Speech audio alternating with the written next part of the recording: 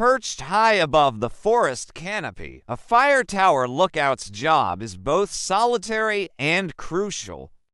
From dawn until dusk, they scan the horizon for the first hint of smoke, a thin gray wisp that could signal the start of a wildfire. The position demands long hours of patience, sharp observation skills, and a deep familiarity with the surrounding landscape. In addition to spotting potential fires, lookouts record weather patterns, relay information to firefighting crews, and keep meticulous logs of daily conditions. Often stationed in remote wilderness locations, they work in isolation for months at a time. Their only company, the wind in the trees, the chatter of birds, and the distant ripple of storms moving across the horizon.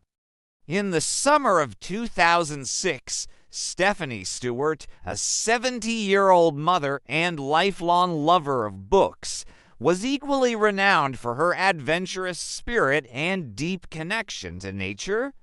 Just a year before, she had summited Mount Kilimanjaro, a feat that reflected her determination and vitality. Standing 5'2" and weighing 105 pounds with blue eyes, glasses, and chin-length gray auburn hair, she may have appeared petite, but friends and colleagues attest that she was in excellent physical shape with no known medical conditions.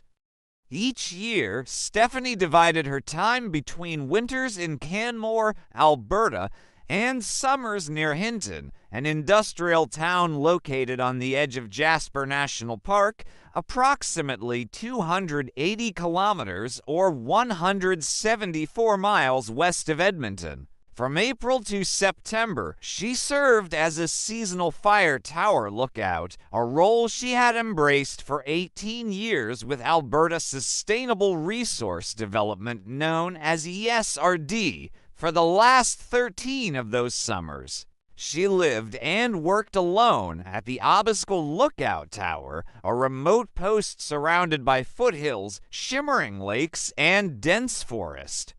It was work that suited her resilience, independence, and love for the wild. While stationed at the lookout, she filled her days by cultivating a spacious garden, working on embroidery projects, painting, and immersing herself in countless books.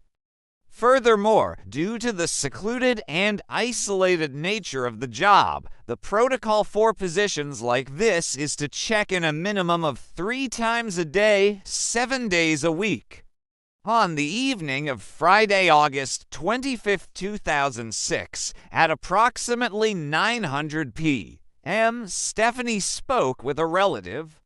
Unbeknownst to them, it would be the last time anyone would hear from the 70-year-old. The following morning on August 26th, Stephanie was believed to have started her usual routine at camp, preparing to ascend the ladder to the watchtower for her first check-in of the day to report on weather conditions. But when attempts to reach her went unanswered, concern quickly mounted, and by 900 a.m., her ESRD supervisor reported her as missing. Stephanie's sudden radio silence was strongly out of character. When a staff member was dispatched to check in on Stephanie, they discovered her cabin unoccupied. Inside, a pot of water sat boiling on the stove, and traces of blood were visible on the steps leading to the entrance. Authorities reported that a few items were missing from her quarters, including a burgundy bed sheet, a Navajo-patterned Devite, pillows with blue covers, and a gold analog wristwatch belonging to her, which was described as an unusual item. Investigators quickly ruled out the possibility that she had been attacked by wildlife and began treating her disappearance as suspicious. Mark Symbolic, a volunteer with Hinton Search and Rescue, oversaw the initial search for Stephanie, an operation that became one of the largest ever conducted in the province.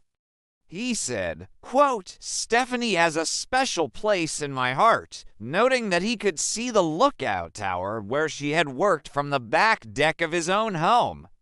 The RCMP, conservation officers, search and rescue teams, and local volunteers aided in the search for Stephanie by foot, land, and air. However, there was no sign of her. Early forensic findings, along with other evidence collected by our CMP investigators, ruled out several possibilities. She had not been attacked by a bear or wolf, suffered an accident, or experienced a medical emergency that caused her to stray from the site. Investigators concluded that Stephanie had either been abducted or murdered. The presence of boiling water suggested she may have received an unexpected visitor that morning shortly before her scheduled calls, or that someone had stayed overnight with her willingly or otherwise and fled when the phone rang. In either case, it appeared the site supervisor who arrived later that morning had likely been close behind whoever was responsible. While reports indicated there had been a substantial amount of blood at the scene, authorities did not release specific details. A man named Travis Vader was identified as a suspect in Stephanie's case. Vader was later sentenced to life in prison for the murders of Lyle and Marie Machon, aged 78 and 77 respectively, who vanished in July 2010 after leaving their home near Edmonton in their motorhome for a camping trip to British Columbia. A longtime drug addict with a criminal record that included arson, theft, and weapons offenses, Vader killed the Mackens during a robbery west of Edmonton. He disposed of their bodies in a wooded area and set their RV on fire. Their remains were never recovered. Reports indicated that Vader had been in the vicinity of the lookout at the time Stephanie disappeared, though there is no evidence to support this theory.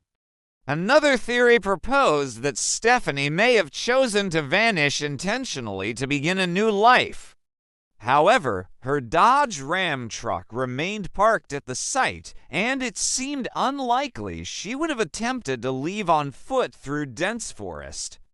The area was extremely remote, making it improbable unless someone had picked her up from the nearby highway. The lookout stood about 3 miles or 5 kilometers from a major highway, and visitors could drive up to enjoy sweeping views of the valley stretching to the edge of the Rocky Mountains. Since Stephanie's disappearance, however, road access to the site had been closed to the public.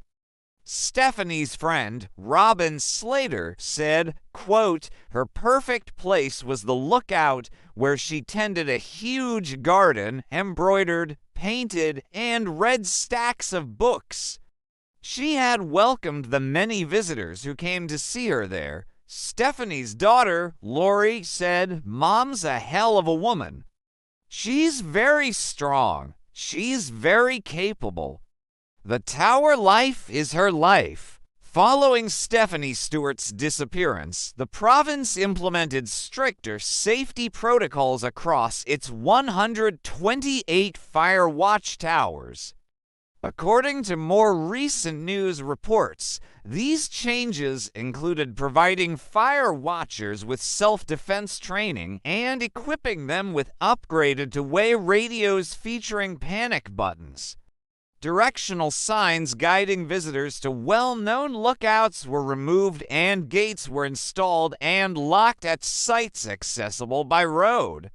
At the time, a government representative stated that no other individual had ever gone missing from a fire lookout. In 2016, our CMP spokesperson Corporal Hal Turnbull reported that while new tips about the case continued to surface, no arrests had been made.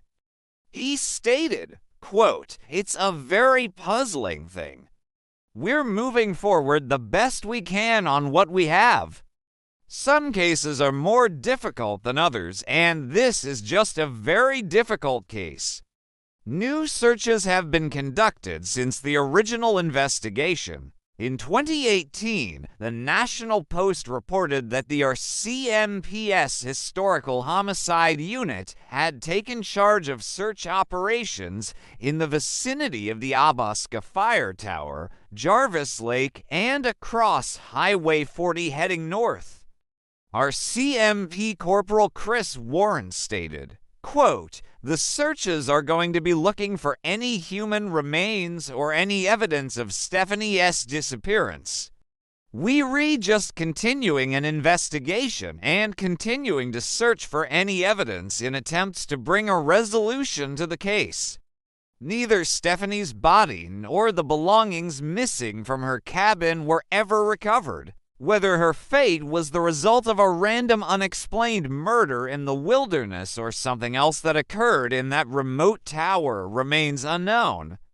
The mystery stands in eerie contrast to the vast silent wilderness around the lookout, a place of natural beauty that now carries an unsettling shadow. Stephanie Stewart's case remains open. Investigators are offering a $20,000 reward for information, which could lead to an arrest and conviction in the case, which is being treated as a homicide. If you have any information regarding the vanishing of Stephanie Stewart in August 2006, you can contact Hinton or CMP at 7,808,654 or Crime Stoppers at 8OOLE2 tips 8 for 77. Music.